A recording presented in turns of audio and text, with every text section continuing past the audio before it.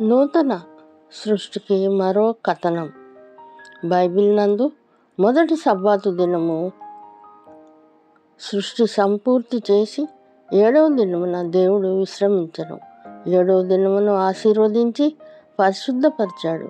విశ్రమించుట అనగా దేవుడు అలసిపోయాడని కాదు, ఆయన యొక్క సృష్టి కార్యము సంపూర్ణమైనదని అర్థము. దేవుడైన యెహోవా అన్న నామాన్ని తొలిసారిగా చేర్చారు. వాటి ఉత్పత్తి క్రమము అని ఆదికాండ గ్రంథంలో 11 మార్లు ఉపయోగించారు. పాపమెరుగని కాలంలోనే నేల అంతటినీ తడిపిన ఆవిరి నేల మంటితో నరుని నిర్మించి అను మాటలు మానవుని స్థితిని తెలియజేయుచున్నవి.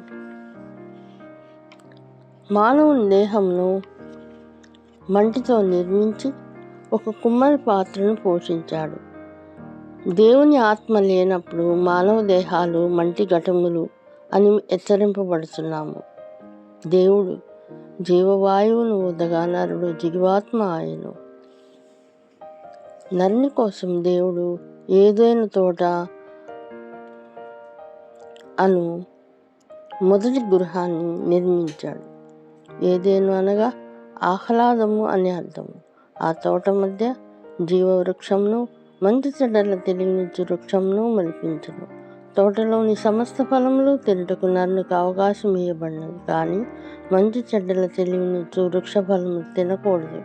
తినదినమున నిశ్చయముగా చచ్చదు అని నరునికి ఆజ్ఞాపించను. దేవుడు ఒక ఆజ్ఞను జారీ చేశాడు. తింటే మరణిస్తారని హెచ్చరించాడు. జీవవృక్ష ఫలం భుజించినతో దేవునితో సహవాసం కలిగి దేవుని పిల్లలుగా నిత్య జీవమునకు వారసులవుతారు. మంచి చెడ్ల ఫలము భుజించినతో దేవునితో సహవాసం కోల్పోవుట, నిత్య జీవము కోల్పోవుట. దేవుని సహవాసం లేనప్పుడు మరణమే శరణ్యం. నిర్ణయం తీసుకునే స్వేచ్ఛ మానవునికే విడిచిపెట్టాడు. దేవుడు మన జీవితాల్లో సరైన మార్గము తెలియపరిచి మంచి చెడును తెలిపే నిర్ణయించుకునే స్వాతంత్రం మనకే విడిచిపెడుతున్నాడు. దీన్ని బట్టి ఆది మానవుల నైతిక బాధ్యతను నిర్ధారించవచ్చు. ఆదాము ఒంటరితనంను చూడగలము. మంచిది మంచిది చాలా మంచిది అని పలికిన దేవుడు ఆదాము ఒంటరిగా ఉండుట మంచిది కాదు అని సెలవిస్తున్నాడు. ఆదాముకు సాటి అయిన సహాయం చేయుదును అని దేవుడు సెలవిస్తున్నాడు. నరుని వలె జంతువులు కూడా నేల నుండి నిర్మించబడినవి. ఆదాము ఆ జంతువులకు పేర్లు పెట్టుట ద్వారా ఆ పేర్లే వాటికి స్థిరపరచబడినవి.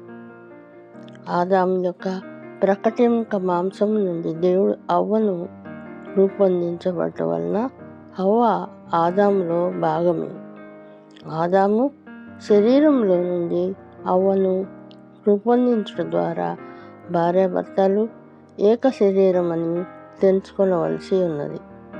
దేవుడు ఏదైనా తోటలో వారిని ఏక శరీరులుగా ఉండి దాంపత్య ఆశీర్వాద ఫలాలు పొందుకొని ఫలించాలన్నది దేవుని అభీష్టమై ఉన్నది.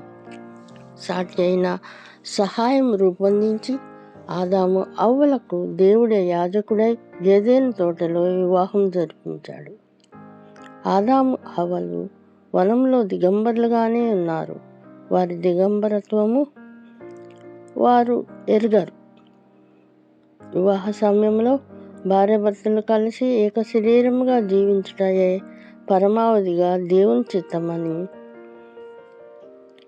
ప్రతి ఒక్కరూ గుర్తించాలి. వివాహము ఒక పవిత్ర కార్యము.